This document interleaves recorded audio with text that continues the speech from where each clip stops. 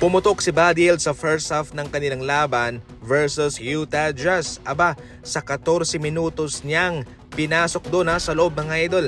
Siya'y pumuntos na ng 24 points, 9 out of 11 sa field, 6 out of 7 sa 3-point line.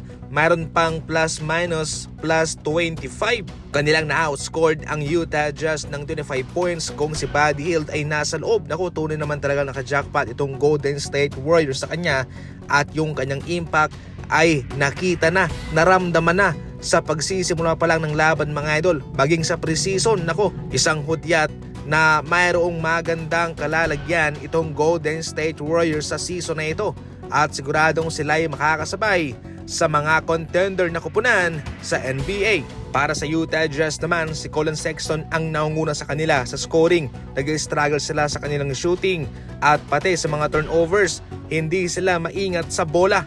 Sa third quarter mga idol, tambak na ho ang kanilang inaabot laban sa Golden State Warriors pero patuloy pa rin ang laban. Nagpatuloy ang tambak ng Golden State Warriors hanggang sa fourth quarter. Lumubo na ito. Isa na namang blowout win para sa Golden State Warriors mga kaibigan. Itong ka-splash body na Stephen Curry na si Buddy Hield. Nako, 27 puntos na, 4 na rebounds, 6 na assist, 1 steal at mayroong 7 3-pointer sa kanyang siyam na binitawan.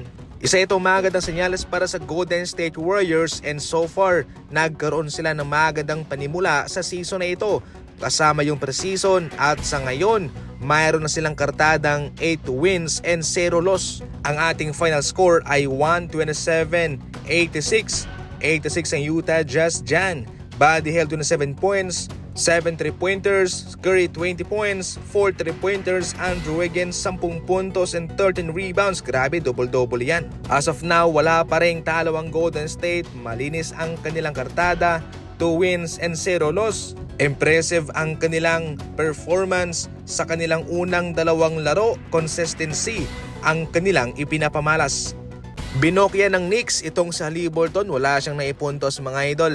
At pati sa tres, wala nga rin siyang naipasok sa rami ng kanyang binitawan. At dahil yan sa naging impressive na laruan nitong si Karl Anthony Towns at si Brunson. Si Brunson 26 points, si Karl Anthony Towns 21 points at Bridges 21 points. Si Mathurin 20 points mga idol. Kahit na nagkaroon ng off night, si Haliburton nagkaroon din ng factor doon ang naging magandang depensa ng Knicks sa kanya. Matinding off night itong nangyari sa kanya, wala talaga siyang naipuntos Pero syempre para sa Knicks, bumawi kaagad sila. As of now, 1 win na sila and 1 loss.